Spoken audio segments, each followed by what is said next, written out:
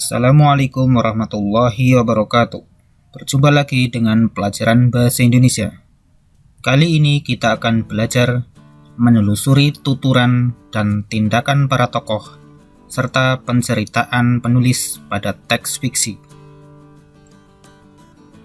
Namun sebelumnya, simaklah info berikut ini yang berkaitan dengan teks fiksi.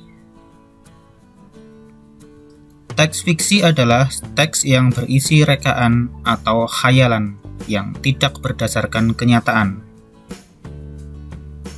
Contohnya adalah dongeng, cerita pendek, cerita rakyat, dan novel.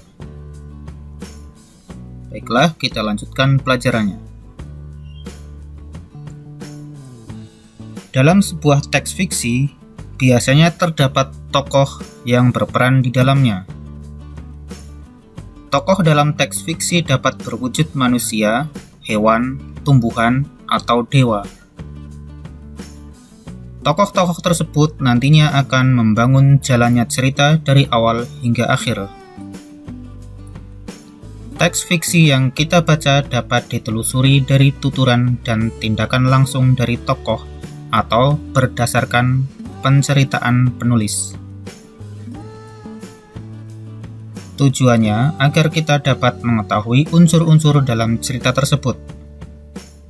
Misalnya, latar cerita, latar suasana, latar waktu, permasalahan yang terjadi, watak dari setiap tokoh tersebut, atau amanat yang ingin disampaikan penulis.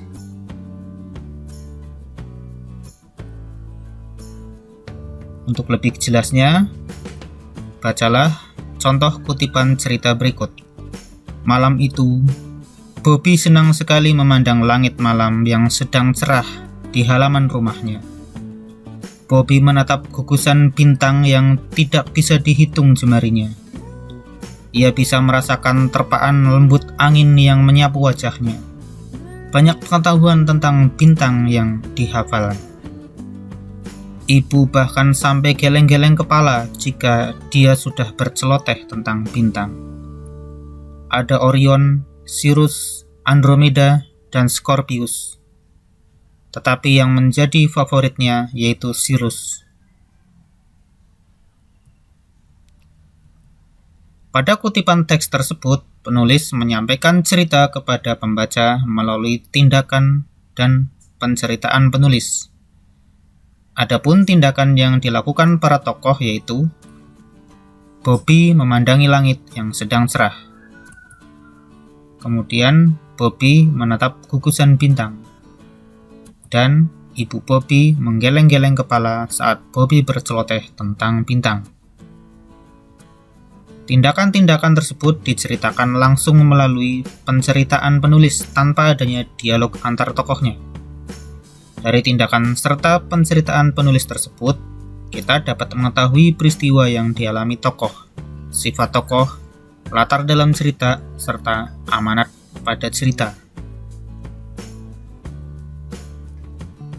Berbeda dengan cerita tersebut, marilah coba kamu bandingkan cerita sebelumnya dengan kutipan cerita berikut.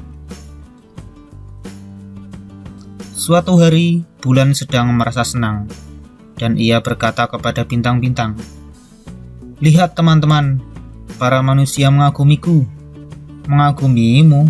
Belum tentu. Mungkin mereka mengagumi kami," kata sebuah bintang. "Tapi dari bawah, aku kelihatan lebih besar dan indah daripada kalian," sahut bulan. Sombong," kata sebuah bintang dengan kesal. "Hai bulan, kamu boleh saja sombong. Tetapi kamu tidak akan bisa mengalahkan matahari. Matahari mempunyai jasa yang besar bagi manusia, sehingga kemunculannya sangat dinantikan oleh manusia," kata bintang yang lain. "Iya benar, selain itu, matahari juga lebih hebat darimu, tapi ia tidak sombong," sahut bintang yang lain.